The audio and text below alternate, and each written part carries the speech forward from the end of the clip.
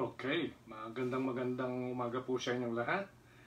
At hari nawa po ay damang-dama po natin yung pag-ibig ngayon po, na He gave Himself.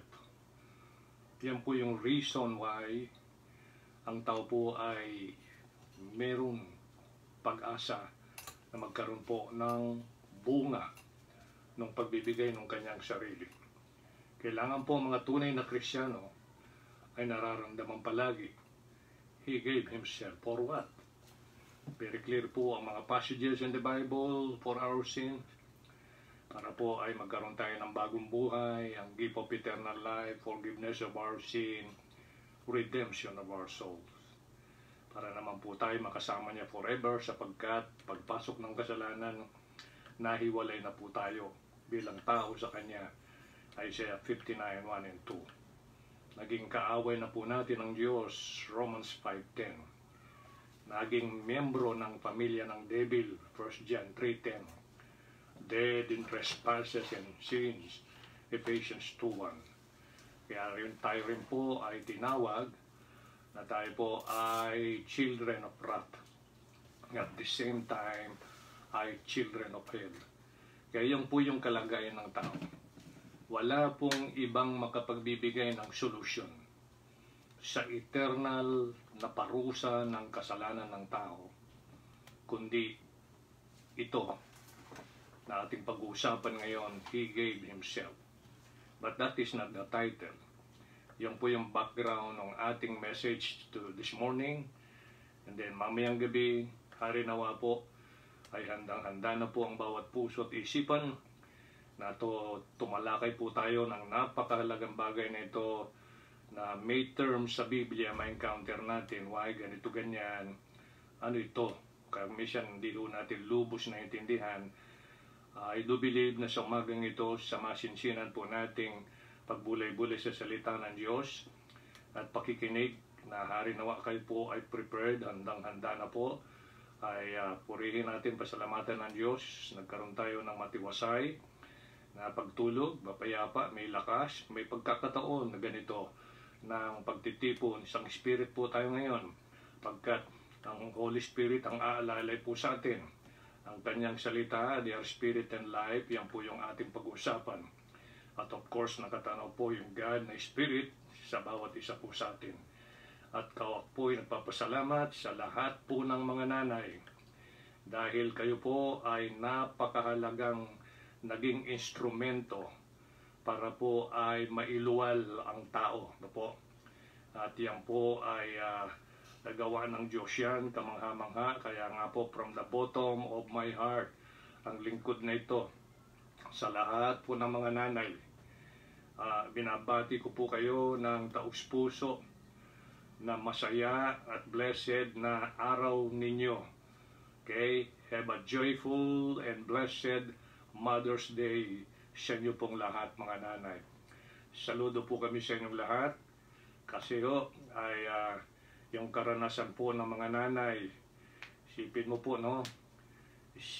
Siyam na buwan dala-dala sa sinapupunan ang isang bata na ilungal 24/7 nakabantay po dyan.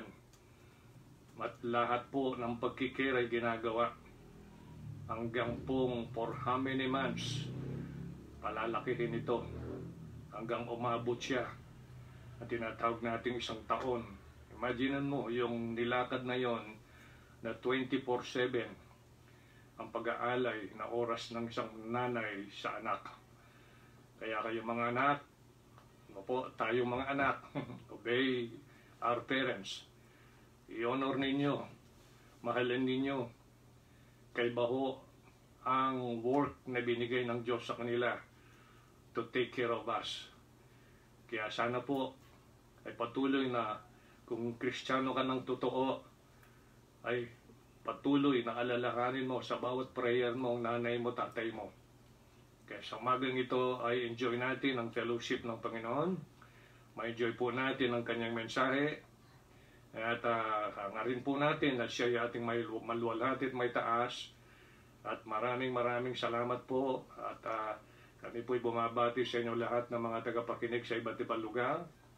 Dubai, Qatar, Kuwait, ito po, maganda po sa Cambodia, Australia, and then at the same time sa Japan at iba't ibang lugar na nakikipagnayan po ng personal sa inyong lingkod magitan po ng kanilang mga messages, not only on that comment section ng ating page no to na ginagamit na po, iba pa yung mga likes, at saludo po kami sa inyo kayong mga nasa iba't ibang mga bayan ng Pampanga, iba-ibang bayan ng Pilipinas no po, at nasa Valenzuela, Sasmuan, Macabebe, Menalin, alright, Baliwag, and then basta't Bulacan ano po, and then sa Mexico, dito ra po sa Tarlac, maging doon po sa Pangasinan, maging sa Nueva Ecija, right, at dito po basta Central Luzon, buong Pilipinas at least kahit paano po ay nabibigyan ng opportunity na makinig kasi po katiwala ng Diyos, pinagkatiwala po sa atin ang mga time na yan, okay? Yung mga nasa Baguio, okay? At mga nakikinig, di ko na mabanggit lang ng inyong mga pangalan for the sake of time. At dumulog na po tayo sa panalangin bago natin basahin po yung ating foundational text. Lahat po tayo manalangin, make sure po walang distraction po sa inyong lugar para makapakinig po kayo ng maayos. Ano po? Ay i-train po natin yung mga bata kung talagang pwede na silang makinig, ay paupuin natin sa ating mga tabi, no? Para mapakinggan nila ang mensahe po ng Panginoon para po sa ating lahat. Panginoon namin Diyos na dakila, tunay po, nagpapasalamat kami at nagpupuri sa pagdaragdag mo ng buhay sa amin, opportunity like this, para magamit namin Ama sa pagbulay-bulay at pag-aaral sa salita, dahil dito po ay marami kaming matutunan at makakatamo kami ng patuloy na liwanag sa aming buhay. Ito ay maasa po kami na ang kalooban mong siyang magaganap, mangyayari at mananaig, at panatiliin mo po yung spirit of humility, softness of heart, kapagkat dyan lamang po magiging epektibo ang pagpasok ng iyong salita. Ito rin po ay nagsisilbi ito ng mga seed. At salamat, Ama, salamat. Biyaya mo at kahabagan po ang iniaalay mo sa amin upang makaraos kami sa araw-araw. At makatulog ng mapayapa, makagising ng matiwasay, may lakas na taglay, pagkaing nakahapag, then at the same time, may tenga pa na maayos upang makinig ng iyong salita. Lord, bless mo ang bawat puso, bless mo po ang bawat kaisipan, na hari nawa ay patuloy kami maging expressive sa pagpupuri, pasasalamat sa lahat po ng iyong ginagawa na hindi namin kayang mabilang. Just keep us humble, Lord, para mabigyan ng buong buo ng iyong kalooban, ng mga salita mo ay makapasok po sa amin, na may pong pasasalamat, may pagpupuri. Kaya just fill us with thy wisdom and power, para po eksakto ang iyong kagustuhan ang siyang manaig sa oras na ito. Lahat po ito ay aming inihiling at pinamamagitan sa makapangyarihan pangalan ng aming Panginoong Jesucristo. Amen. Alright, tingnan po natin yung Psalm 22. Sa Psalm 22 verses 1 to 8. Psalm 22 verses 1 to 8. Okay, ang pag-usapan po natin dito ay napakahalagang paksa, sapagkat may makikita ka sa Biblia na tinatawag po natin faith of the Son of God, faith of Christ. Ano po? At para maintindihan natin bakit may ganun, right? So, mga ganung statement. So, siya rin ba ay nagkaroon ng pananampalataya? Nagkaroon na pa siya ng belief during his earthly ministry na nung siya nasa human form? Categorically, I say yes. At yan po yung ating makikita sa mga passages in the Bible, para po ay makita natin yung mga statement na ganito. Kumbaga sa crossword puzzle, ay pag-ugnay-ugnayan po natin, makita natin yung the whole picture, why may ganitong statement ng Bible, may ganitong pagtuturo, may ganitong pahayag. Alright, ito po yung napakahalaga. Kaya nga salita ng Panginoon ay nagbibigay po ng light yan. The entrance of thy word giveth light, and giveth understanding to the simple. Pag simple, hindi ho ito mayabang hindi ho ito mapagmataas, hindi ho ito pangkaraniwan lang po. Hanggat maaari po, kayo po nakaabot na ng matataas na antas ng edukasyon. Hanggat maaari ay patuloy ninyong pamalagiin, paghariin sa inyong mga puso no po yung kaisipan na ako ay pangkaraniwan lang. Lahat ng buhay na ito, biyaya ng Diyos to, kahabagan. At kung wala naman siya, wala akong magagawa. Lahat ng nasa aking Kanya. Pag palagi pong ganyan ang ating mga kaisipan, napakaganda po, siya yung naluluwalhati, siya yung naitataas. Kasi yung pong promotion, no po, yung uplifting, siya po yung gagawa nun. Yung exaltation, siya po yung gagawa nun. Hindi ikaw, hindi yung iba. Huwag mong hayaan yung iba itataas kanila, po-promote kanila ng something na mga iba-ibang mga etc. Ano po? May mga flattering na gano'n, ano? At huwag nating entertain yun. Hayaan natin ang Holy Spirit ang gumawa po ng promotion. Hayaan po natin, basta't siya po na itataas siya ng palagi nating hangarin sa ating buhay. Sabi ng Psalm 22 verse 1, ito po yung account na nakasulat na po sa Psalm 22 prophetically na mangyayari sa Panginoon sa actual na buhay. Apo? At prophetically, ganito na po yung statement, mababasa natin habang siya ay nakabayubay na dun sa cross. Ito na po yung pagkakataon na siya ay nakabayubay sa cross. Kasi kung bago ko man basahin yan, ay ako ibabasa muna dito dahil wala dyan sa ating message ngayon. If you remember yung nakalagay sa Philippians 2, you are familiar with that. Verse 5, let this mind be in you, which was also in Christ Jesus. Kailangan po yung kaisipan na yan. Yan palagi talaga, no? Kaisipan na yan ng ating Panginoon, yan po yung kanyang salita. And then in verse 6, who, Jesus Christ po ito, who being in the form of God, nasa form po siya ng Diyos, thought it not robbery to be equal with God. So hindi po niya yun inisip. At hindi po niya pinanghawakan yun. But made himself of no reputation. Yan po yung 7. And took upon him the form of a servant. And was made in the likeness of men. In verse 8, and being found in fashion as a man, he humbled himself and became obedient unto death, even the death of the cross. So yun po yung background dyan. Alam naman natin, siya po ay God manifest in the flesh, 1 Timothy 3:16. Alright, in the beginning was the Word, and the Word was with God, and the Word was God.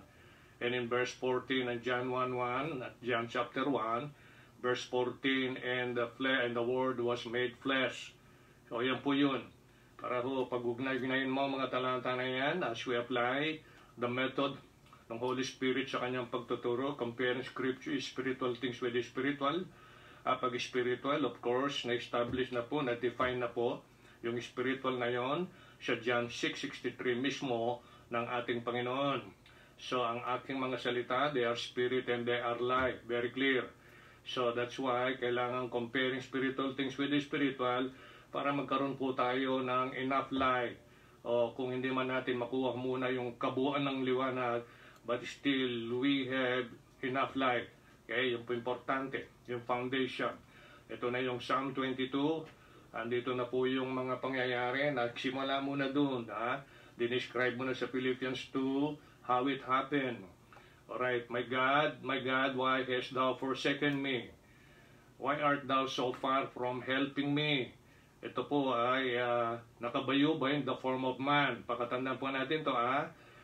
Yung pag-usapan natin ay in the form of man habang siya ay nasa anyong tao, sa anyong laman. That's why ang message po natin, Jesus Christ, the believing one. Okay. My God, why hast thou forsaken me? Why art thou so far from helping me and from the words of my roaring? Oh my God, I cry in the daytime, but thou hearest me not, hearest not. And in the night season, and am no silent. But thou art holy, O thou that inhabitest the praises of Israel. Our fathers trusted in thee, they trusted, and thou didst deliver them. They cried unto thee, and were delivered. They trusted in thee, and were not confounded. But I am a worm. Tingnan mo ninyo kung paano ituring ng Panginoon ng kanyang sarili as a man. And no man, a reproach. Kumbaga sa kalagayan niya, nasa hamak na kalagayan, I am a worm and not man. Yan po yung kanyang pakiramdam sa kanyang sarili why he's doing this great sacrifice para po sa kapakanan ng lahat ng tao.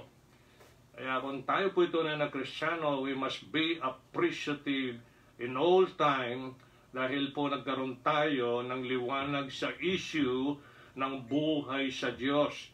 Kaya huwag po nating maliitin, huwag po nating kalimutan ang ginawa ito ng Panginoon para ho maintindihan po natin bakit niya kailangan gawin ito.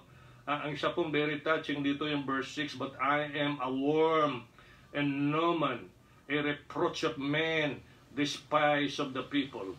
All that they set me, laugh me to scorn. Yan po yun, tinuya pa siya. No? Tinuya, kinut siya. They shoot out the leaf, they shake their head, saying, he trusted on the Lord. I want you to notice that verse 8. Yan po yung diwa ng ating pag-aaralan ngayon. He trusted on the Lord that He would deliver him.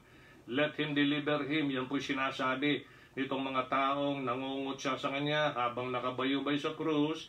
Alright, they shake their head. Pag nakakita ka ng tao, kung siya ay anak ng Diyos, alright, kung nagtitiwala sa Diyos, sa Panginoon, sabi niya, that He will deliver him. Let him, yung Lord na yun, yung God na yun, na sinasabi niyang ama niya, let Him deliver him, seeing He delighted in him. So, yun po yun. So, ngayon, makita natin yung record sa Matthew 27, yung prophetical passages in Psalm 22, punta tayo ng Matthew 27. Okay? Matthew 27. Sabi ng Matthew 27, verse 39 po tayo. Sa verse 39, tapos lundag tayo ng 43 and then 46. Matthew 27, verse 39. And they that pass by, ito na po yung katuparan ng verse 7 kanina siyang 22. And they that pass by, habang ho siya ay nakabayubay sa krus, iniikot-ikutan at tinitignan, tinatawanan, kinukutya ng mga tao nang nandun. Na po, particularly mga Hudyo at itong mga Romans na ito. And they that passed by reviled him, wagging their heads. Yan po yung shaking the head. Ito, wagging their heads. He trusted in God. Let him, that's God, deliver him now. If he will have him, for he said, I am the Son of God. Sinasabi niya, anak siya ng Diyos. E di yung Diyos na yon, i-deliver siya ngayon, habang nakabayubay. And about the 9th hour, Jesus cried with a loud voice, saying, Eli, Eli, lama sabachthani. That is to say, my God, why hast thou forsaken me? Yan po yung katanungan na dapat po din ay katanungan sa ating bawat isa. Bakit nga ba? And then, a lot of passages in the Bible recorded, written clearly, in details kung bakit. So, kung ikaw Kristiyano, I do believe, naintindihan mo na yan, alam mo na yon. Ang problema lang, gaano kalalim sa puso natin yan at isipan. Masarap bang alalahanin? Masarap bang pagbulay-bulayin ng mga katotohanan na yan? As the Word of God describes yung naging situation ng ating Panginoon. Kaya dito po makikita natin dito, nanamnamin mo lang salita ng Diyos at lalasahin mo ito. Talagang naniniwala ka ng buong puso at buong kaisipan. Magre-reflect po yan sa buhay mo sa araw-araw. Wala kang ibang uunahin kundi siya. Pangunahing laman ng bibig natin ay pagpupuri pa sa salamat. Pagyakap, kahit na hindi mo nakikita, para mo siyang niyayakap. Sinasaluduan sa bawat sandali. Siya yung music mo, siya yung song in the night. Sa lahat ng pagkakataon. Lalo na pag ikaw ay nasa kalagitnaan ng mga krisis sa buhay. Mabigat na problema. Jesus Christ is the answer.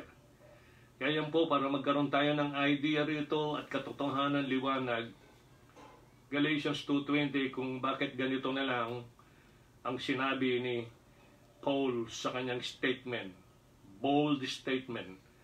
Nakita natin sa Psalm 22 verse 8, he trusted on the Lord.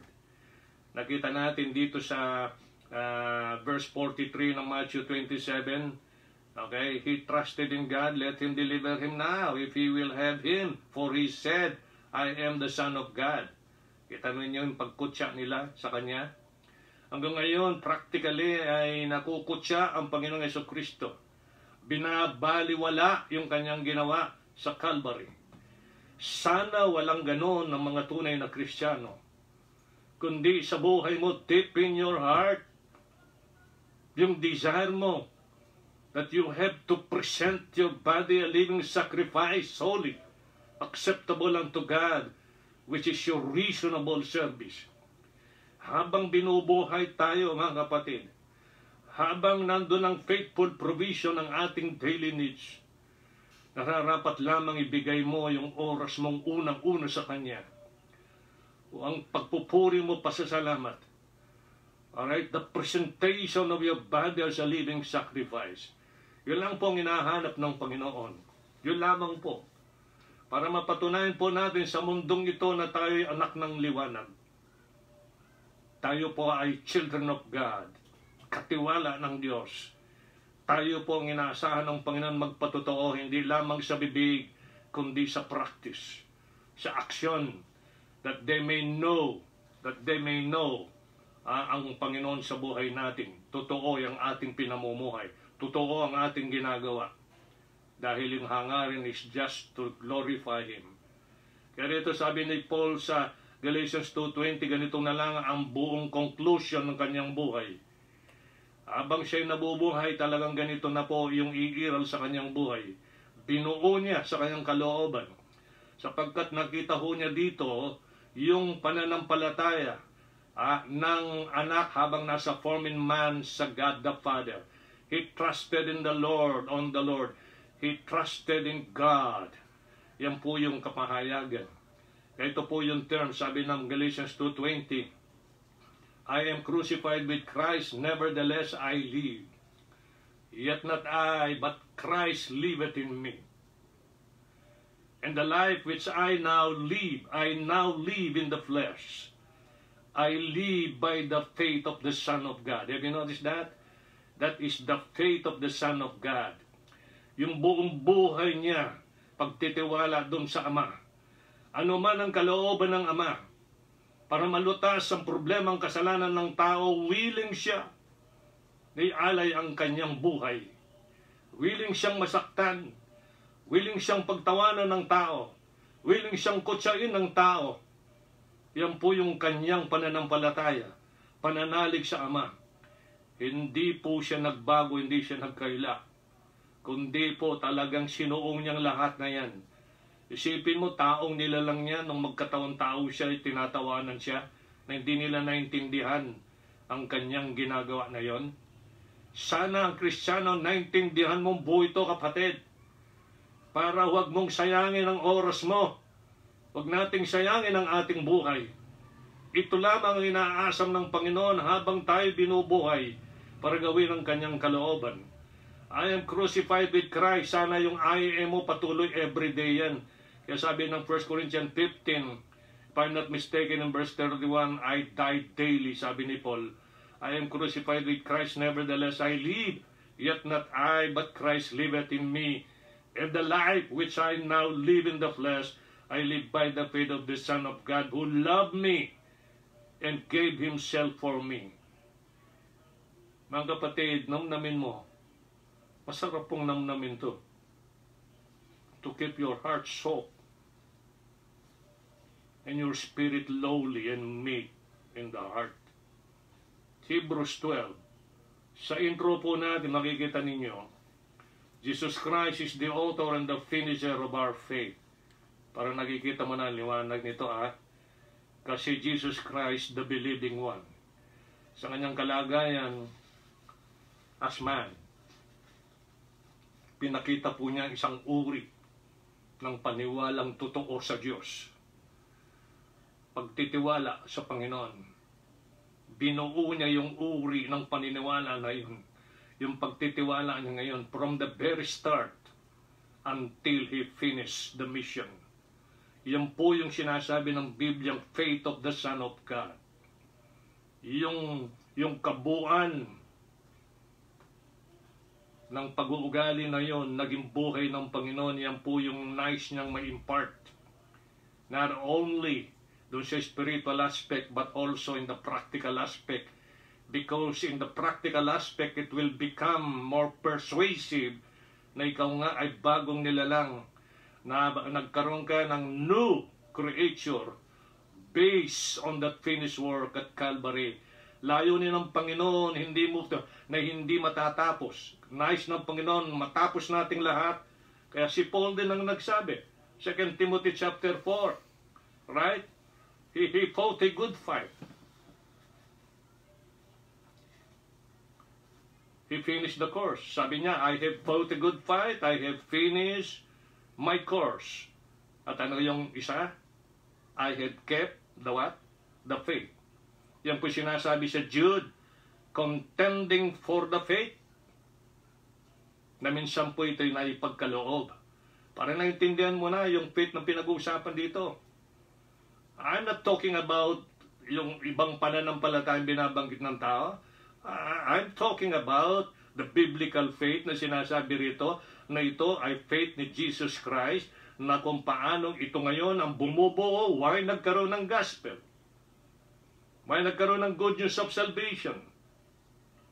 Why nagkaroon ng peace with God ang isang tao na nagkaroon ng faith na ito?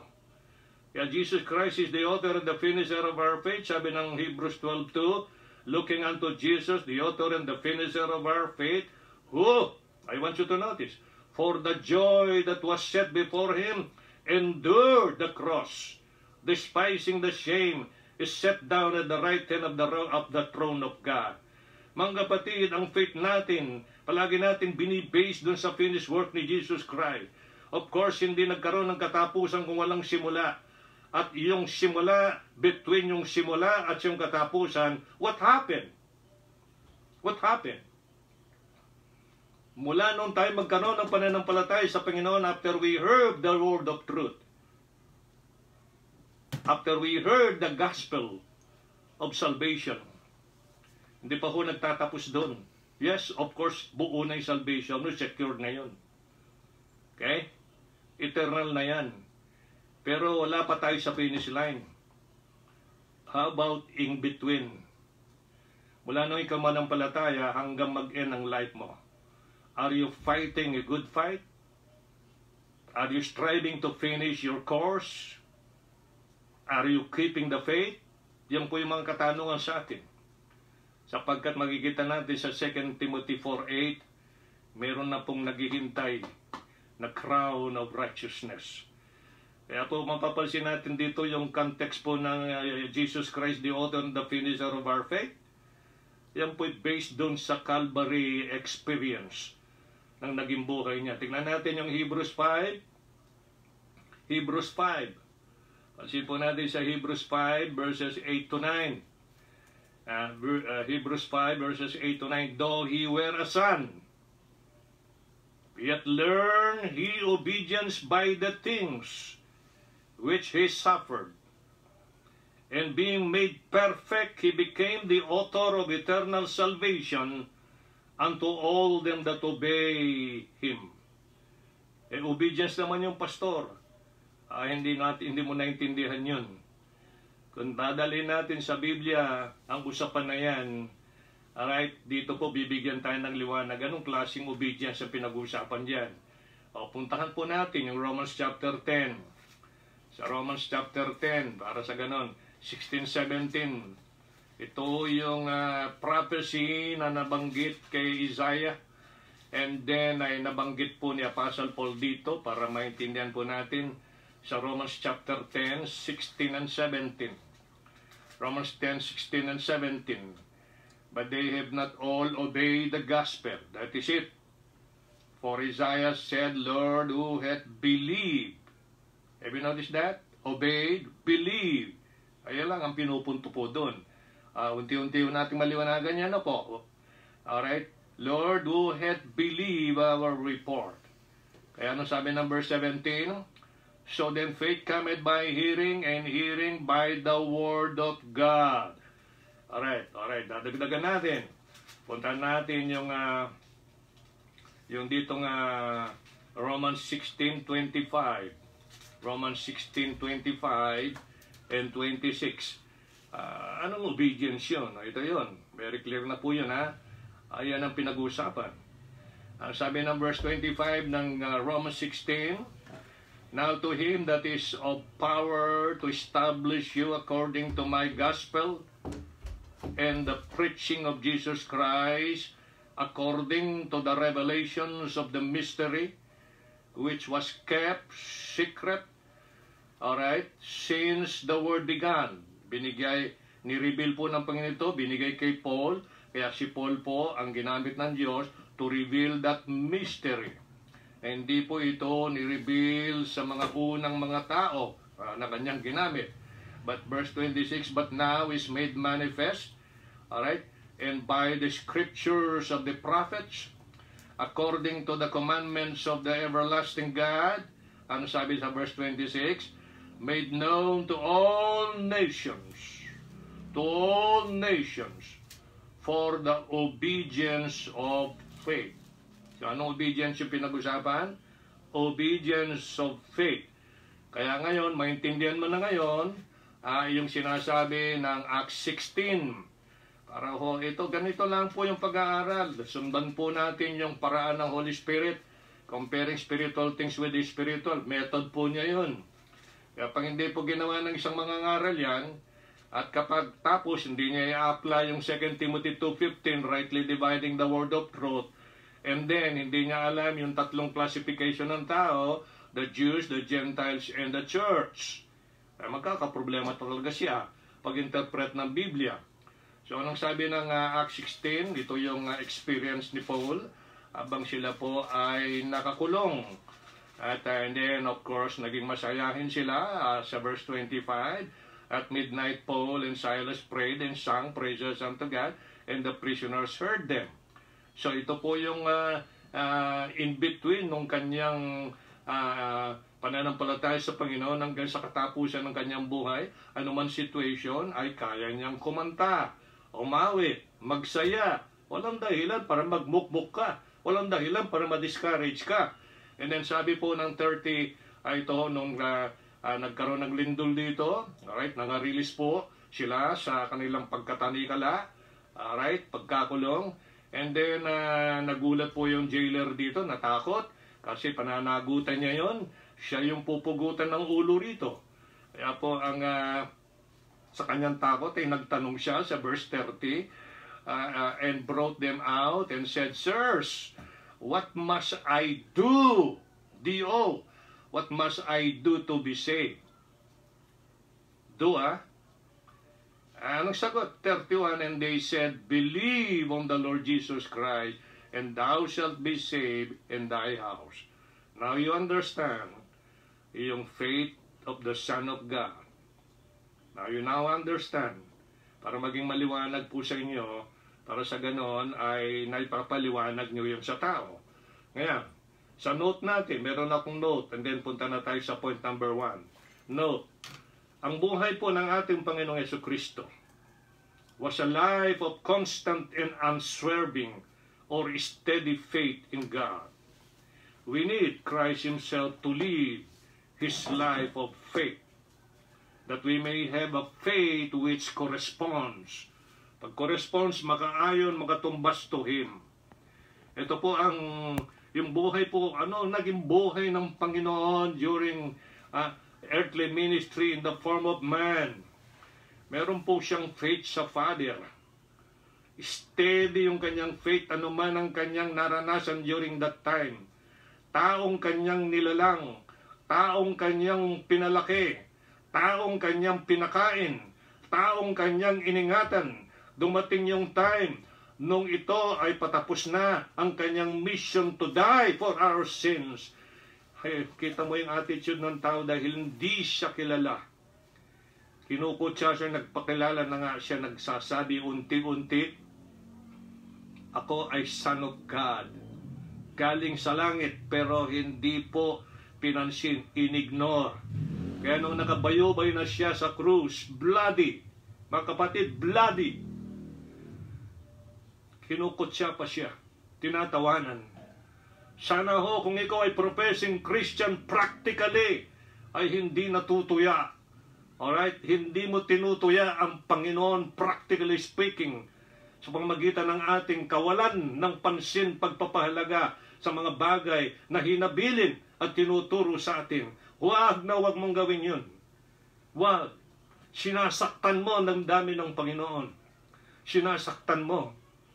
Nangyari na yun sa Calvary, huwag mo nang gawin ngayon. Tapos na yun. Ang gawin natin dito, hayaan mo yung taong kutsain ka. Pagtawanan ka sa iyong pananampalataya. Alright? Pagtawanan ka, iwasan ka, saktan ka sa iyong ginagawa para sa Panginoon. Dahil alam mo na, kilala mo ang Panginoon na ito. Ang kanyang pananampalataya yan, siya yung nag-author niyan. Siya rin ang nagtapos niyan. Sinimulan niya, tinapos niya. Ang ganda ng testimony ni Paul. 2:20 and 2 Timothy chapter 4, 7 and 8. Mapapansin po natin, binigyan din yung tatlo. Just fight a good fight. Alright? Tapusin mo ang iyong responsibility. Your part bilang part ng body ni Kristo. Alright? Bilang part ng local body na yan na nagre-represent sa community na yon. Gawin natin ang patutuo na yan. Huwag kang mahiya. Buuin mo na sa loob mo yung desire. Ma-please mo habang binubuhay ka. You are in between of your faith and the finishing ng buhay na yan. Fight a good fight. Alright? Finish the course. Just keep the faith. Keep the faith. Yan po yun. Yan makikita natin, Christ's life was a life of constant and unswerving or steady faith in God. We need Christ Himself to live His life of faith, that we may have a faith which corresponds, makaayon, makatumbas doon sa Kanya. Kasi yun ang faith niya eh. Dinescribe niya sa Biblia. Kaya wala ho na tayo pwede ritong excuse. Kumbaga sa assignment, ito yung assignment mo. From time to time ay meron tayong testing. Kung nagagawa ba natin yung assignment natin.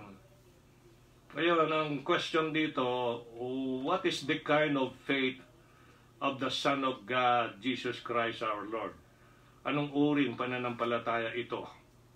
So, yun po yung ating pagtuunan ng pansin number 1. Tingnan po natin sa Matthew 12, 16 and 17. Ito na po yun. Anong uring pananampalataya yun? Ikaw kapatid, anong uri ng pananampalataya mo? Saan nakabase yun? Saan? Sino nagpapatotoo nun? Kanino galing yun? Sinong bumuo ng pananampalataya na yun? Para may paabot sa iyo, what kind of faith na nagkaroon ang Panginoon Hesus Kristo during His earthly ministry in the form of man, as a servant. Ano? Matthew 12, 16, 17, and charged them that they should not make Him known, that it might be fulfilled with what was spoken by Isaiah the prophet, saying, Matthew 12, verse 18, Behold my servant, whom I have chosen, my beloved, in whom my soul is well pleased. I will put my spirit upon him, and he shall show judgment to the Gentiles. Mga kapatid, very clear ha? And then in chapter 24 of Luke, alright, verse 44 to 46, and he said in verse 44 of Luke chapter 24, and he said unto them, These are the words which I spake unto you while I was yet with you, that all things must be fulfilled which were written in the law of Moses and in the prophets, in the Psalms, concerning me. The Lord Jesus Christ talking after resurrection. Then opened he their understanding that they might understand the Scriptures, and said unto them, Thus it is written, and thus it behoved Christ to suffer, and to rise from the dead the third day. Kaya nabuo po yung gospel being defined in 1 Corinthians 15 verses 1 to 4. Kaya mga kapatid, ang una po na uri ng pananampalataya ng Panginoon ay ito ay grounded on Scriptures. Grounded on Scriptures. Yan po yung mahalaga, grounded on Scriptures. Hindi po ito bola-bola. Hindi po ito sinagap sa ere. Grounded on Scriptures. Make sure ang pananampalatayang ating pinangahawakan, ikaw na kapatid, ikaw nakikinig ngayon, grounded ba yan on Scriptures? Or grounded yan sa salita ng tao? Ang faith ng Panginoong Jesucristo, yun ang pinapasa niya. Kaya nung sabihin niya doon sa Luke, napakaganda nung term niya doon sa Luke, ano? Ang sabi niya rito, Then open he their understanding that they might understand the Scriptures in verse 45, and said unto them, Thus it is written, and thus it behoved Christ to suffer and to rise from the dead the third day. Yun ang kabuuan ng kanyang mission. To die for our sins. He was buried the third day. He rose from the dead. Yan po yun. Kaya po yung faith of the gospel, faith of the Son of God, faith of Christ. Alright? Yan po yun. Grounded on Scriptures. There is no faith, yan ang note ko dyan. There is no faith in God nor likeness to Christ's faith that is not founded on the Word of God. Kaya yung Romans 10:17 kanina, ano po yung premise noon? Yung binanggit ni Isaiah tungkol sa kanya. Gospel. Ang mapapansin po natin, faith cometh by hearing, and hearing by the Word of God. Romans 10:17. Anong tawag dyan sa Daniel 10:21? Scripture of truth. Anong tawag dyan do 2 Timothy 2:15? Word of truth. Anong sabi ng John 17:17? Thy word is truth. Yan po yun. Very clear. Kailangan ho ang pananampalataya mo ay ito yung pananampalatayang galing sa Panginoon na inotor niya and tinapos, finish. That's number one. Make sure, pag yung pong pananampalataya ng Panginoon ay yan ang pananampalataya mo, rest assured, nasa maganda kang landas, nasa maganda kang kaisipan. Ang problem lang dyan, yung practical aspect nito. Yung practical aspect sapagkat naka-detail yung nangyari sa kanya, yung practical aspect doon sa kanyang paniniwala sa Father, grounded on truth. And then ano man ang ginawa ng tao, hindi ho siya natinag. Steady yung pagtitiwala sa Panginoon. Steady yung paniniwala doon sa Ama na hindi siya pababayaan. Yes, may time na pinabayaan siya just to fulfill and complete the mission. Kaya binigyan ho siya ng kakayanan matiis ang kalagayan na yun. Kaya mga kapatid, the same is true. Now, Christ in us. We have His Spirit. Ano pa ang hinahanap natin? We have His book, the guide. Ito yung manual po natin sa araw-araw. Ilaw po ito. Liwanag. At ito po ang maglalakbay na kasama natin sa araw-araw. Kaya mga kapatid, ang faith ni Jesus Christ ang uri grounded on Scriptures. Grounded on Scripture. Ito yung number 2. Punta natin yung Mark chapter 6. Mark chapter 6. As you open your Bible in Mark 6:39 to 44. Mark chapter 6:39 to 44. Ano pang uri ng pananampalataya na inotor ng Panginoon at tinapos, na ito naman ang sinasabi ni Apostle Paul. Alright? Nabubuhay ako. Sabi niya, very clearly sinabi niya doon sa Galatians. You remember that? Okay? I am crucified with Christ, nevertheless I live, yet not I, but Christ liveth in me. And the life which I now live in the flesh, I live by the faith of the Son of God, who loved me and gave Himself for me. So, yung uri ng pananampalataya ng ating Panginoon Jesucristo na inotor niya, tinapos, grounded on Scripture. Number 2, I guarded by prayer. Guarded by prayer. Alright, Mark chapter 6. Kailangan mo dito, palagi yung prayer. Pray without ceasing. Kaya makikita ninyo yung mga talatang ganun. Magdalangin lang kayo sa isa't isa. Kaya po napakalaga ng prayer service. Ewan ko lang. Bakit ito hindi masyadong binibigyan ata ng kahalagaan ng maraming professing Christians. Yung pananampalataya ng Panginoon ay guarded by prayer. If that is the kind of faith inotor ng Panginoon, tinapos ng Panginoon ang siyang pananampalataya mo, then kailangan ang pananampalataya na yan ay gumagalaw being guarded by prayer. Mark 6:39-44, and He commanded them to make all sit down by companies. Ito po yung libo-libong mga tao na sumusunod sa Kanya, alright, na nakikinig, nagkaroon ng interest, alright, nagkaroon ng unti-unting paniwala sa Kanya, apagkat sa mga ginagawa Niya ay kabutihang pang physical and at the same time ay miracles.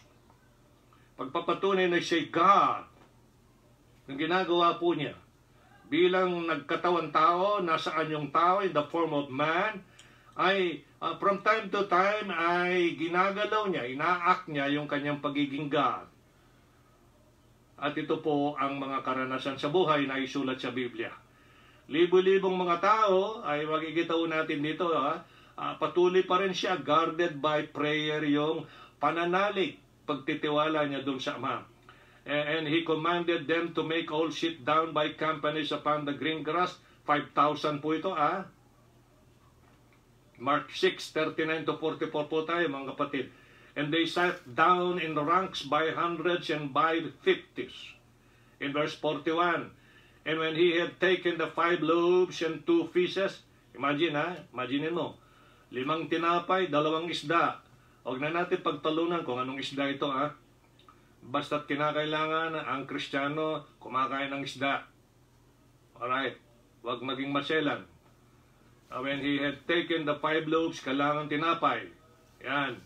Almusal tinapay, okay na po yan. Bigyan mo ng itlog, okay na yun. At pagkatapos, yung hot turmeric tea. Yan.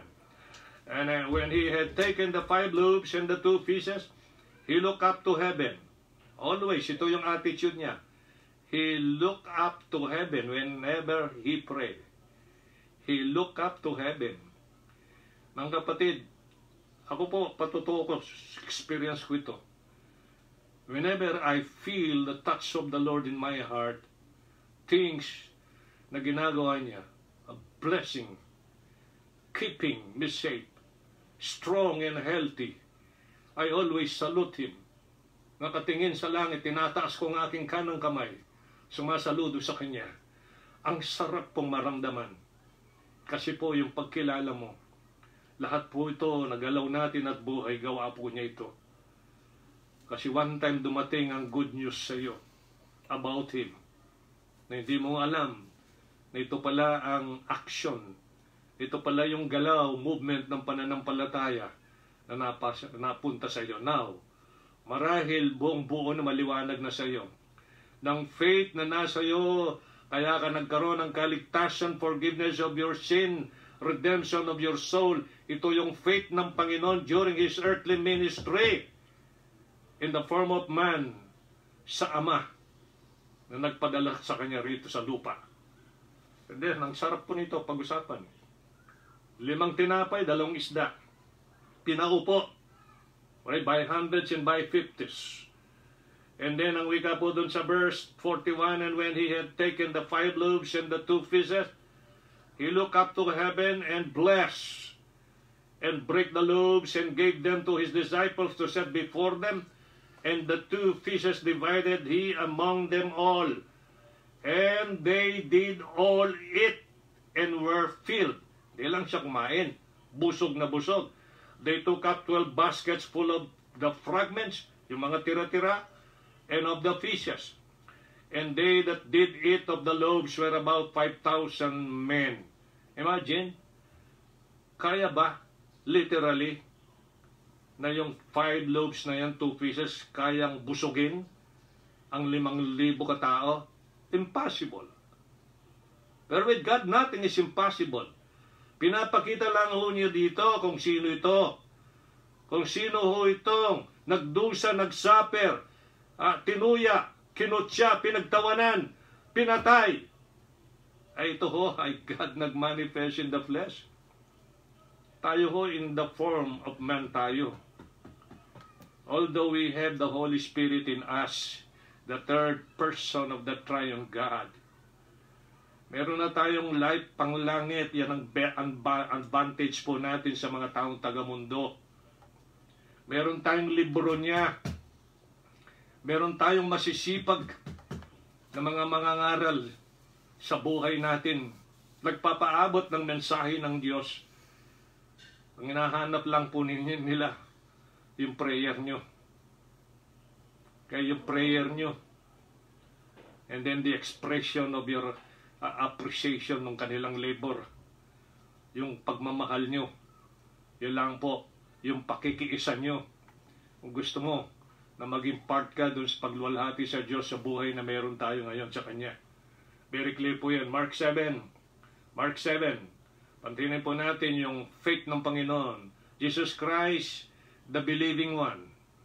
Ang kanyang pananampalataya ay grounded on Scripture. Pangalawa ay guarded by prayer. Prayer, prayer, prayer.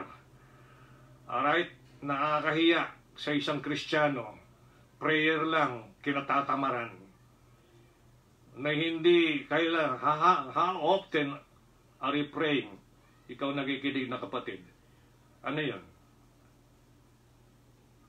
Nagpipray ka ba always? How often? And sabi ng Mark 7:32-25 or 32-35, they bring unto him one that was deaf, okay, bingi, and had an impediment in his speech, pipi. Ito yun, bingi at pipi. And they beseech him to put his hand upon him. Alright, mabait naman ang Panginoon. Alam niya, naintindihan niya yung kailangan. And he took him aside from the multitude. He put his fingers into his ears. Pansinin yung ginagawa niya. He spit and touched his tongue. And verse 34, ano ang aksyon niya? Looking up to heaven, he sighed and said unto him, Ephphatha, that is be open, ang ibig sabihin. And straightway his ears were open, and the string of his tongue was loose, and he spake plain. Mga kapatid, yan po yung kanyang palaging buhay during his earthly ministry. Alright? At dito po tinatrabaho niya, wino-workout niya po yung mission.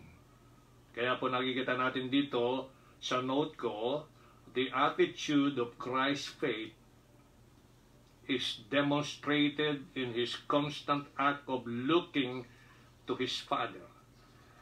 Pag ikaw ho ay nananalangin, pag ikaw ho ay nasa needs, problem, whatever it is, always tumingin ka sa langit. Tumingin ka doon sa langit. Siya lamang po ang makakatugon ng nararapat na tugon sa bagay na iyong nararanasan at pangangailangan. Siya lang po. At huwag kang magmurmur, huwag kang magreklamo. Kung humihingi ka ng 100, binigyan ka lang ng 50. Sinusubukan ka kung ano ang reaction natin. Alright, huwag natin gayahin. Isang pastor, alright, in-announce ang birthday. Naghihingi ng 4 na gulong. Binigyan siya ang nakayanan ng miyembro 2 gulong. Ay hindi ho mapinta yung mukha. What kind ng klaseng taong yung ganun? Okay? Reklamador. Demanding pa. Mahalin po ninyo yung mga pastor na kung saan ay buhay, binubuhos. Alright, sa pag-aaral ng salita ng Diyos, sa paglilingkod. Hindi ho niya kayang ang lahat ng responsibility. Kailangan ho lahat ng part ng body ng Panginoon sa isang local ay lahat po kikilos. Panalangin. The attitude of Christ's faith is demonstrated in His constant act of looking to His Father. Truly, ang pananampalataya ay defenseless in itself. Ang pananampalataya in itself ay defenseless to. Hindi niya kayang may pagtanggol ang kanyang sarili, kumbaga sa pagtatanggol. So it ever appeals to the Lord that He may hedge. When I say hedge, term kasi sa Bible yan, barricade or protect the heart and life by His protective presence. Kaya kinakailangan mo talaga, dinadaing mo sa Panginoon. Pinapanalangin mo, Lord, sana po, ang aking pananampalataya, wag manghina po. Ang paglago lang ng pananampalataya, Word of God, paniwalaan mo ng buong puso yan, then i-apply mo, exercise mo, magkaroon ka na ng maturity, growth, development. Yan lang po. But always, magpasalamat ka, kasi ang prayer na walang pasalamat, hindi ho actually prayer yun. Kulang ho yun. Ang bawat prayer, kailangan ay palaging nagpapasalamat ka. You still have the opportunity to talk to your Father in heaven. And then that is an expression of belief. Pagtitiwala na siya lamang ang pwedeng sumagot. And then you believe at the same time, ay hindi ka maiinip kung ito man ay madidelay. Kasi yung time niya ang hinihiling mo na mangyari. Kailan kaya? Bahala ka, Panginoon, kung kailan. Bigyan mo ko ng kakayanan, matiis ko ang aking kinakaharap. Ganun lang po yun, palagi yun. Alright? Palagi po yun. So it ever appeals to the Lord that He may hedge, para bigyan po niya ng protection. Alright? Barikada yung ating mga puso at buhay by His protective presence. Yun po yung hinahanap ng Panginoon. Okay? Huwag ho tayong maging self-confident. Huwag ho tayong magtiwala kung kani-kanino. Una natin pagtiwala ng Panginoon and those people na masesense mo naman, mapiperceive mo naman kung sila talagang totoo, talagang ginagamit ng Diyos para sa iyo. Ganyan po yun. Pansinin natin ang Job chapter 1. Ito yung karanasan ni Job. Batapos na po tayo. Last point na po tayo. Sa Job chapter 1, 9 to 10. Ito po, alam natin yung situation, naging experience ni Job dito po, no? Kung paano, binless siya ng Panginoon ng marami. Mga magagandang anak, pamilya. Alright, mga ari-arian. Pero there will be a time ng devil na allow ng Diyos. Kasi yan lang naman pwedeng magawa ng devil. Yung material things. No? Yung physical mo. Material, yan lang. Yan. Makita ko natin ito. Sa kasalukuyan, nag-enjoy si Job sa ganong sitwasyon. Pero yung verse 1, mapapansin natin doon, talagang dedicated siya. Meron na wala, doon pa rin yung kanyang pananampalataya, paniniwala, pananalig sa Diyos. Then Satan answered the Lord and said, sabi niya, that Job feared God for naught. Tatakot ba si Job sa Diyos na wala lang? Kaya ang tanong ni Satan. Pakatandaan po natin, si Satan pala tanong din yun. Has not thou made an hedge about him? Hindi ba ito talagang parang binabakuran mo ito? And then yung kanyang sambahayan at ang lahat ng nasa kanya. Have you noticed that statement? Hindi mo ba alam mga kapatid yung buhay mo? Binabakuran ng Diyos, kaya ganyan ka pa, buo ka pa, buhay ka pa, may blessing ka pa. Ayan, yan. Si Satan ho, alam niya yun eh. Alam niya yun eh. Pero kumukuha ho siya ng tiyempo. Kaya nga meron ho tayong 1 Peter chapter 5 verse 6. Maging vigilant tayo. Kasi yung ating kalaban, itong gaya ng roaring lion, seeketh whom he may devour. Kaya po, ganyan po pagtugma-tugma yung mga talata. Has not thou made an hedge? Ito, barikada, protection about him, siya, yung kanyang pamilya, his house, about all that he hath on every side. Thou hast blessed the work of his hands, and his substance is increased in the land. Sinong gumawa? Ang Panginoon. O yan po yung ating nakita, no? So yung sitwasyon, yun ang situation. And then, i-compare natin yan with Psalm 34. Psalm 34. Kailangan po tayo talaga ang instant prayer. Palaging prayer. Kasi meron ka na may tiwala ka. But always, mula naman sa puso mo, kung anong ambisa, anong pananampalataya na yon, ay na-express mo. Si Jesus may tiwala sa Panginoon. Pero, in-exercise niya yung right na yon, na every time na may ginagawa siya, tumitingin ng langit. Alright? Nagpupuri. Kinakausap niya yung Panginoon. Sabi nung verse 4 to 7 ng Psalm 34, I sought the Lord, and He heard me, and delivered me from all my fears. They looked unto Him and were lightened, and their faces were not ashamed. Yan po yung magiging mabisa. I sought the Lord. Kaya palagi po nating pinapractice ito kung talagang tunay, totoo, biblical Christian tayo. Ano po? And delivered me from all my fears. They look unto Him and were lightened. Tumingin sila sa Kanya, sa Panginoon, naliwanagan. And their faces were not ashamed. So yun po yung magiging reflection. Yun ang magiging bunga. Yun ang magiging fruit ng isang tunay na mapanalangin na Kristiyano. Nang pinangahawakan mo sinasabi ng Ama na nasa langit. Ang Panginoon Jesucristo, yung kanyang faith ay grounded on Scripture. Para ang kasulatan na ito ay ma-fulfill. Ano ba yung mga promises ng Panginoon sa life mo? Nakasulat sa Biblia. Gusto mo bang ma-fulfill yun? E di gawin mo yung part mo. Ganun lang po yun eh. Kasi grounded on faith, on Scripture eh. And then, as you go on, practice mo yung prayer. Guarded by prayer.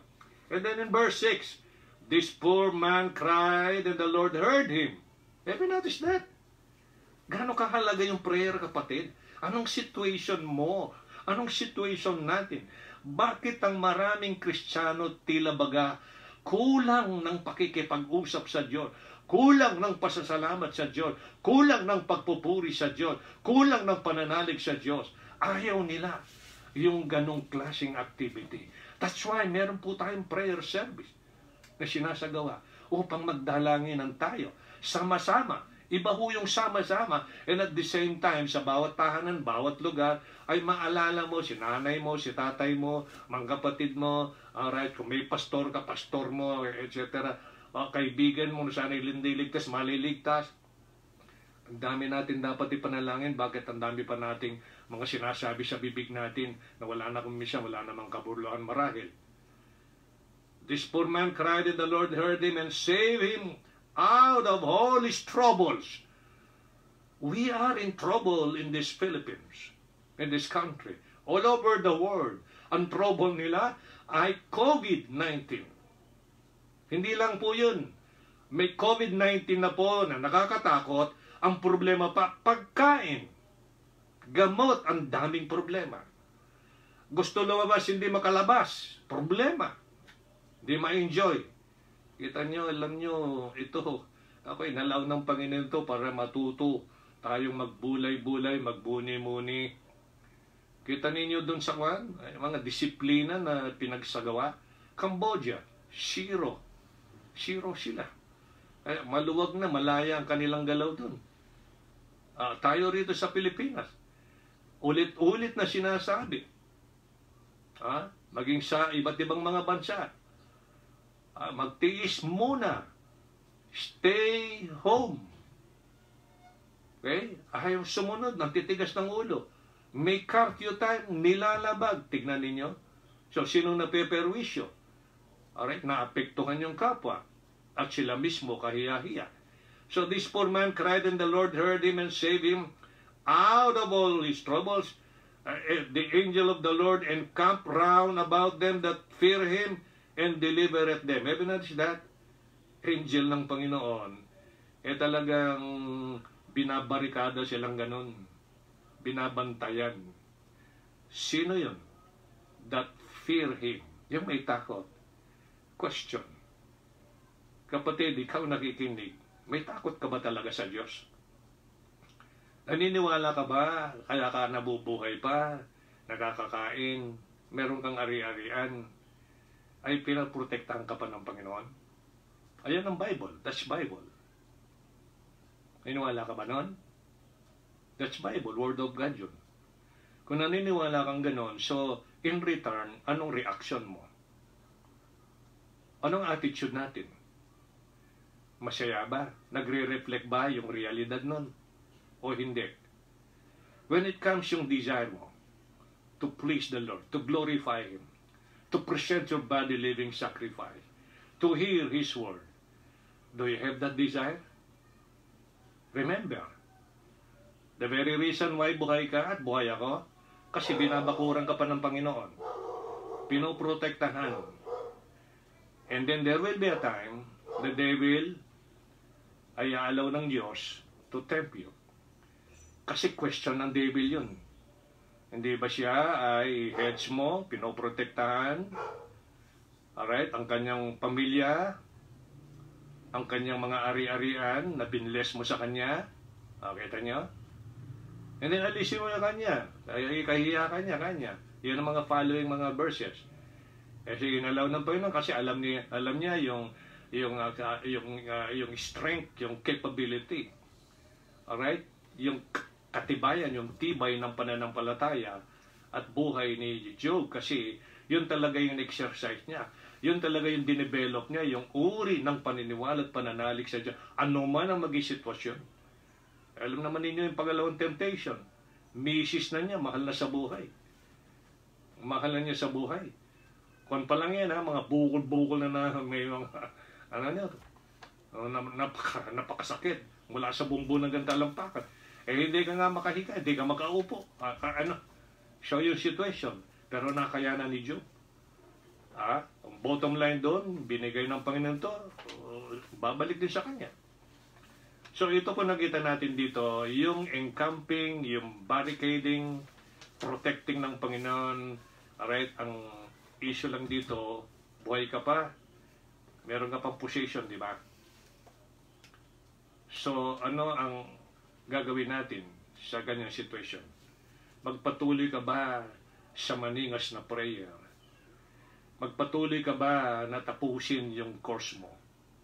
Are you keeping the faith? So yun po yun. Punta po tayo sa huli. Last one. This is the last one. Matthew 14. Matthew 14. So balikan natin yung kauwi ng point kanina, kung ano ang nagtulak sa Panginoon. Bakit tayo ginawa nito sa kapwa during that time? Matthew 14, 15 to 19. The same account dun sa ating binasa kanina.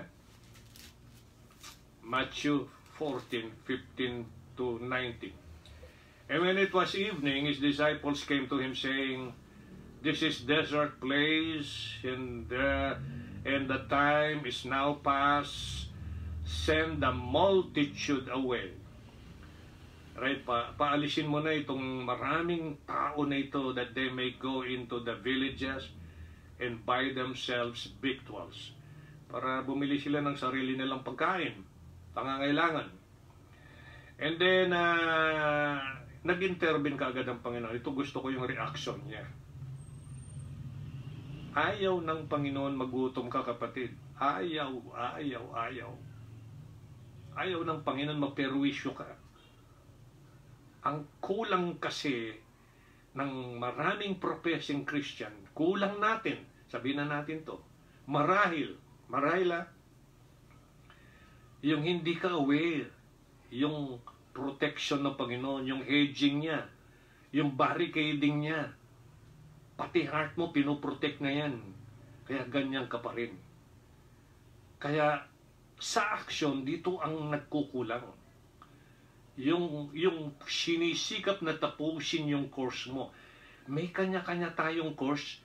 May kanya-kanya tayong faction sa body ng Panginoon. Huwag niyong iasa sa pastor. Huwag niyong iasa doon sa mga leaders. Huwag niyong iasa sa mga workers lahat. Kundi gawin natin yung part natin. Ganyan lang po magtatagumpay. Diyan lamang makikita ang tunay na pananampalataya. Ang pananampalataya ng Panginoong Jesucristo na inotor niya, tinapos niya, pinasa sa atin. At yan po yung natutunan ni Pablo. That's why he used Apostle Paul to lead ang buhay ng Panginoon sa kanya. That's why he fought a good fight. He finished the course. He kept the faith. Kaya meron po siyang crown of righteousness, pero meron siyang sinabi na hindi lamang siya. Not only me, but also, sabi niya, yung nagmamahal sa pagbabalik ng Panginoon. Kung mahal mo ang pagbabalik ng Panginoon, makikita sa life mo, kapatid, yung excitement. Pangalawa, makikita sa life natin yung desire. Alright? Kahit pangano ay nakakaramdam ka ng pangamba o fear. Baka hindi mo magawa yung gusto niya, bigla siyang dumating. Alright, ano ang pinagkakabalahan natin at that time? That's why as much as possible, ay darating siya, gumagawa ka para sa kanya, ginagawa mo yung duty mo, ginagawa mo yung responsibility mo, yung mga dapat gawin na makita sa isang tunay na Kristiyano, yun ang nais na madatnan ng Panginoon. Kasi yun talaga yung description nung kanyang pananampalataya. If you have that kind of faith, why not do it hanggat may opportunity? Kaya ito, sabi ng Matthew 14:15 to 19, ang reaksyon ng Panginoon doon sa sinabi ng mga disciples, suggestion nila, sabi niya, paalisin mo na, send them away, that they may go into the villages and buy themselves victuals. But Jesus said unto them, they need not depart. Di nila kailangan umalis. Give ye them to eat. Bigyan sila ng pagkain. Alam ng Panginoon, alright, kung ano available na pagkain, pero libo-libo ito. They said to him, we have here 5 loaves and 2 fishes. Tingnan ninyo dito ang kapanatagan ng Panginoon sa kanyang pananampalataya at paniniwala sa Ama. Verse 18, he said, bring them hither to me. Dalhin niyo ito sa akin. And he commanded the multitude to sit down on the grass. Yan lang po naman ang hinahanap ng Panginoon. Yung pag-upo, kaya makikita ninyo rito sa mga previous po natin, mga messages, like Mary, ang inugali niya. Ano po yun? Always, siya po'y umuupo sa paanan ng Panginoon, nakikinig ng salita ng Diyos. Yung tao na pinanahanan ng maraming demonyo o devils, unclean spirits, nung ma-encounter niya ang Panginoon at binigyan po ng Panginoon ng releasing, tinaboy ang mga unclean spirit, bumalik ang katinoan ng kanyang isip at nagkaroon na siya ng damit, dati naked siya, and then nagkaroon ng interest na pakinggan ang salita ng tao o nung kinaukulan na yon na nagpalayas ng mga devils, unclean spirits sa buhay niya. Ano naging attitude? Naging alipin siya ng mga devils na yan. Tayo dati, alipin po tayo ng devil. Nasa kapangyarihan tayo ng devil, nilipat na tayo sa power ng Diyos. Dati nasa darkness tayo, nasa light na tayo. Ikaw ba yun? Ganun ba? Ang paniwala mo? You believe that? Bilang mananampalataya na nagsasabi. So yung question sa ating lahat yun. Kaya po makikita mo talaga yung attitude. Palaging umuupo sa paanan ng Panginoon, nakikinig ng salita niya. Question natin ang ating sarili. Pagtitipon ba? Pananambahan? Ano ba ang main na pinag-usapan dito? Salita ng Diyos. Sa kanta pa lang, makikita mo na yung mga messages doon. Sa prayer pa lang, it is about Him. Lahat po doon yun. Why napakahirap sa isang Kristiyano, ang daming excuses na hindi makapunta-punta with excitement, with deep desire, na i-present niya ang kanyang body, a living sacrifice, holy, acceptable, ang tugad na yan ng kanyang reasonable service. Yun lamang po makikita natin dito. Kaya si Paul, ganun na lamang po ang kanyang pag-encourage sa bawat mananampalataya in every local churches, sa mga local churches, every local church na napupuntahan niya. In-encourage niya. In-encourage niya. Ganyan po yun. Binabalikan niya. Talagita po natin dito, and then bring them hither to me. Dali nyo dito yung lima na yan at saka 2 isda na yan. And he commanded the multitude to sit down on the grass and took the 5 loaves and the 2 fishes, looking up to heaven. He blessed and brake and gave the loaves to his disciples and the disciples to the multitude. So ito pong pangatlo at pinakahuli natin sa umagang ito. Mamaya tutuloy natin to. Grace by love. Meron pong D yung grace. Biniyayaan ng pag-ibig. Yun ang Tagalog niya. Grace by love. Pag-ibig ng Diyos po yun. Biyaya niya yun.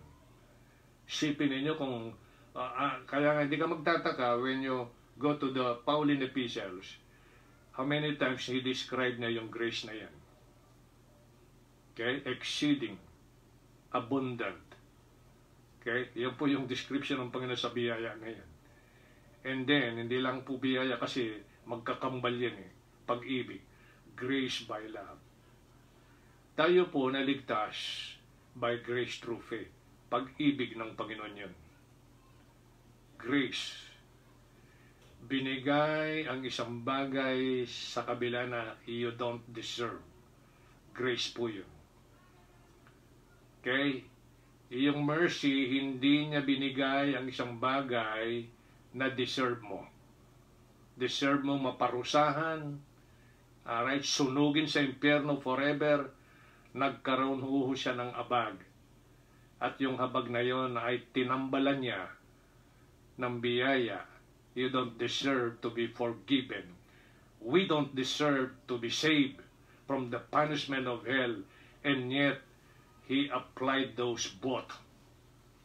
Para naintindihan mo yung mercy and grace. Deserve mo, deserve ko, tayong lahat na tao, maparusahan sa impyerno. Pero hindi niya binigay sa iyo habang nabubuhay ka, kundi nilutasan yan. Grace by love.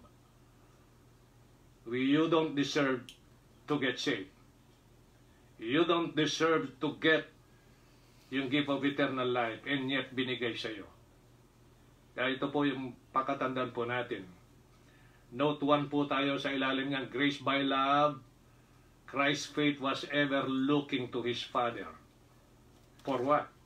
To supply the needs of others. Always. Always tumitingala doon sa Ama para lamang po sa kapakanan ng iba. Tumitingin palagi sa Ama sa panalangin para sa kapakinabangan ng iba. O ulitin ko. During His earthly ministry in the form of man, He always looking unto the Father for the benefit of others. Yung ginawa niya, palagi siya, Ama, why hast thou forgiven me? Why hast thou forsaken me? Naghihingi po siya ng saklolo. Hindi po siya sinaklolohan doon kasi mission niya yun. Pero binigyan siya ng kakayanang Panginoon matiis yung situation na yun to establish a certain kind of faith na magliligtas sa tao by His grace. Dahil for God so loved the world that He gave His only begotten Son. He gave Himself in 1 John 3:16. Sinacrifice ang kanyang sarili according to Ephesians 5 verse 2. Ang nais ng Panginoon, lumakad din tayo ng ganong pag-ibig according to that verse. That's why para maintindihan mo kapatid na tayo po ay grace by love. Yan ang faith natin na kailangan ho tayo sa pag-ibig. Makikita yung pag-ibig natin sa kapwa as we have the opportunity ay bigay po natin gawin yung mabuting gawa para sa kanila. And that is to know, to hear and know the gospel of the Lord Jesus Christ. Kasi po, inotor niya and tinapos yung pananampalataya para ito yung maipasa sa mga tao upang makamtan nila yung katapusan, the finished work of the Lord Jesus Christ at the cross of Calvary. Kaya Christ's faith was ever looking to His Father to supply the needs of others. Your supply for eternity and my supply for eternity. Huwag mong solohin. Pasa mo. Sabihin mo. Hanggat may time na, mga kapatid. Mag-involve tayo. Mag-involve tayo. Pakita ho natin yung ating saya sa Panginoon. Yung appreciation natin. Ang ating enjoyment sa pananampalataya that we have in Him. Galing naman sa Kanya yan. Pinasulat, ayan nga ang kabuuan ng story ng good news of salvation. Kasi napulfilled na ang scripture. Okay, na ako'y mamamatay, the third day, mabubuhay maguli. Yun po yung kanyang statement doon sa Luke chapter 24. Note 2. Note 2. Work of faith is ever wedded to the labor of love. Yung gawa po ng pananampalataya ay palagi ho yan. Kumbaga sa kinasal, inasawa, sa labor of love. Kaya hindi po magkaiwalay yan. If you are indeed, you have that faith of the Son of God, kapatid, ay hindi po imposible, hindi nakatakataka na makita sa iyo yung labor of love. Question, meron ba tayong ganon? Nangyayari ba, nakikita ba natin yung labor of love? O baka, palaging inisip natin yung ako. Paano naman yung iba? And I salute from the bottom of my heart, mga brethren, unselfishly shared their blessings para lamang ho tayo ay makatulong sa mga kaluluwa na nasa pangangailangan ng ganong situation. I could not prevent tears from my eyes when I see such kind of attitude and heart sa Panginoon. Pakatandaan mo, nagbuhos siya ng luha, nagbuhos siya ng dugo, nagbuhos siya ng pawis. Okay? Nagbuwis ng buhay para sa iyo, sa akin at sa ating lahat. Dapat po sa bawat sandali na feel natin yung kapatid. Upang naman yung kung ano ang naging attitude niya during that time na ginagawa yan para sa kapakanan ng iba. Kasi yung kanyang pag-ibig, no? Yung kanyang biyaya, yung biyaya, yung pag-ibig niya ito ay biniyayaan ng kanyang pag-ibig. Kaya ho siya ay unselfish. Pagkita ho natin. Hindi ho niya pinlis ang kanyang sarili. I want you to notice Romans 15. Pansinin niyo ang statement. Romans 15. Naalala ko lang po ito. Sabi rito, we then that are strong ought to bear the infirmities of the weak and not to please ourselves. In Romans 15:1. Let every one of us please his neighbor for his good to edification. Kapatid mo sa Panginoon, neighbor mo yan. Yan po yung neighbor. Baka nasa isip mo lang ang neighbor mo, kapitbahay lang. Hindi ho. Unang-unang neighbor mo, ayan, mga mahal mo sa buhay. Mga kapatid mo sa Panginoon, yan. Sabi dito, let every man of us please his neighbor for his good to edification. For even Christ pleased not himself, but as it is written, the reproaches of them that reproached thee fell on me. For whatsoever things were written aforetime were written for our learning, that we through patience and comfort of the Scriptures might have hope. Ang sarap-sarap po. Kaya po naisulat ang kasaysayan ng buhay ng Panginoon. Kung paano siya nagmahal, paano siya nagsakripisyo, upang ang buhay na yan ay makita sa mga buhay ng mga recipients ng pananampalataya na kanyang inoutred and finished, tinapos, at ipasa sa atin upang ma-enjoy natin the same kind of life. May practice natin ang the same kind of attitude, loving others. Kaya huwag mong i-please yung sarili mo palagi, ako. Hindi ho yan ang spirit ng pananampalataya that we have. The work of faith is ever wedded to the labor of love. 1 Thessalonians 1, verses 3, then jump to 6 to 8. Pansinin ninyo. 1 Thessalonians 1, verse 3 muna. Remembering without ceasing your work of faith and labor of love. Sabi ng Apostle Paul sa mga Thessalonians. Remembering without ceasing your work of faith and labor of love and patience of hope in our Lord Jesus Christ in the sight of God our Father. And you became followers of us and of the Lord, having received the word in much affliction with joy of the Holy Ghost. Kikita niyo reflection? Kahit na po may ma-affliction, may suffering, nagsasaya pa rin. Ayan naman po yung naka-record sa Hebrews chapter 12. Alright? Nabayubay, in-endure niya yung cross pero may joy siya. Bakit? Nakikita niya yung magiging resulta. Magiging bunga. May enjoy ng mga tao nasa kadiliman na ilipat sa liwanag ang buhay na meron sila na galing sa Kanya. Mga kapatid, ang sarap-sarap. Kaya sabi rito, no? You became followers of us and of the Lord, having received the word in much affliction with joy of the Holy Ghost.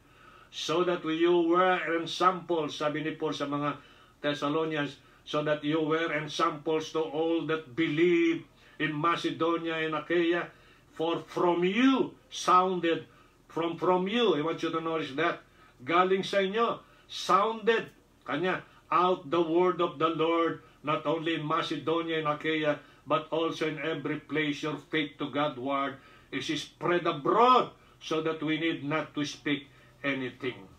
Mga kapatid, pag-isipan mong tatlong bagay na ito, may kinalaman sa faith of the Son of God. Na ito yung pinamumuhay ni Apostol Pablo. Mamayang gabi, talakayin po natin yung natitira. Make sure nang sinasabi mong nananampalataya ka sa Panginoon, grounded on Scripture. Number 2, guarded by prayer. Number 3, grace by love. Grace by love. Pag-ibig na yan.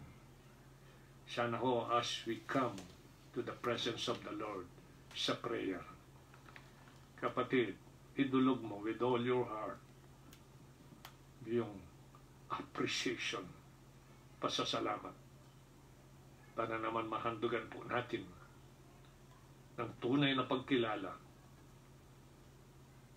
pagpapasalamat sa ginawa niya ngayon. Now you know, now I know, now we understand kung bakit meron palang ganitong statement in the Bible, faith of the Son of God. Ito pala yun. That's why, ngayon you know, the kind of faith you have in the Lord Jesus Christ, galing sa Kanya yun, inotor niya yun, tinapos niya yun, kaya nakalagay sa libro. Parito yung ating ipamuhay habang, alright, tinatapos natin ang kanya-kanyang kurso. Ang susi, keep the faith. Keep the faith. Habang ko tayo nananalangin, kung meron kang concern mula sa iyong puso, paabot mo na. Sabihin mo na sa umagang ito, dakilang Diyos na magapangyarihan, maraming salamat po, Ama. We praise you and thank you for this opportunity na kami makapagbulay-bulay sa mga salita mong ito. Napakasarap po nila. Na maintindihan lubos, maalala ang mga ginawa mong yun. Ito pala yun na sinasabi mong pananampalataya mo sa Ama. During that time, nakita ang kababaan sa iyo, pagtitiis, sapagkat yun po yung nakasulat. And then, hindi ka natin, hindi ka huminto ng pakikipag-usap sa Ama while you are in that course of life.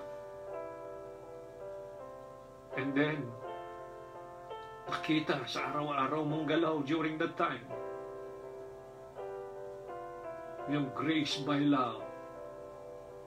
Iniintindi mong kapakanan ng iba. Yes, Lord, iniintindi mo yung kapakanan ng iba. Kami, Lord, kami. Tulungan mo po kami, may sa pamuhay ang lahat ng mga sinabi mo ngayon at mga nauna pa. Now we know, ito pala yung faith mong inotor. That's why naging recipients kami ng buhay mo. Recipients kami ng spirit mo. Recipients kami ng kabayaran ng aming kasalanan. Hindi na kami ang magbayad sa eternity na hell. And then, registered mo yung aming mga pangalan sa aklat ng buhay. And then, binigay mo ang gift of the Holy Spirit para subaybayan ang aming buhay. I-guide kami. Palakasin kami. I-comfort kami. Turuan kami. God, thank you very much. Salamat po. Salamat po. Patawad po sa mga pagkukulang, pagkakamali. We are praying na, Lord, na po ang bawat Kristiyanong nakarinig nito, nakaunawa, ay lalo niyang may pakita ngayon sa mga tao na ikaw nga ang nagwo-work sa kanya. Na-appreciate niya yung ginawa mo. Naintindihan niya ang kanyang pananampalataya. Thank you, Lord. Thank you. Gabay mo kami sa mga darating na buhay na idaragdag mo sa amin. Keep us safe sa sitwasyon na ito. And at the same time, always remembering you sa puso namin, sa aming prayer, paglalaan ng pagbabasa ng time sa iyong salita, pagmamahal sa kapwa, pagunawa, at wala kaming ibang piplis kundi ikaw, not ourselves. Kapagkat lahat po ito, Ama, ay aming inihiling, pinamamagitan sa makapangyarihan at matamis na pangalan ng aming Panginoong Jesucristo. Amen. Maraming salamat po mga kapatid, kayo po mga nakinig. Napakasarap po na mabasa yung mga reaksyon nyo. Nagpapatunay ng salita ng Diyos ay patuloy nagbibigay ng blessing sa atin. Yung prayer ho ninyo, huwag nyong ipagkait. Kailangan po namin yun. Kailangan po natin ang prayer natin sa isa't isa. Prepare ourselves tonight, 6:15. Share nyo ang message na ito. Makakatulong, lalo na yung mga may struggle sa life. Looking forward to have you tonight para ho natin ma-enjoy yung last part nito. Okay? Thank you again. God bless you all. Again, mothers, right? Happy and blessed Mother's Day. Patuloy nawa kayo. Gamitin ng Panginoon maging right channel of blessing. Thank you sa inyong mga pagmamahal, sa inyong mga panalangin, pakikisya, pagmamalasakit. Alright? Thank you. Alright, mabuhay po kayo lahat. God bless you all.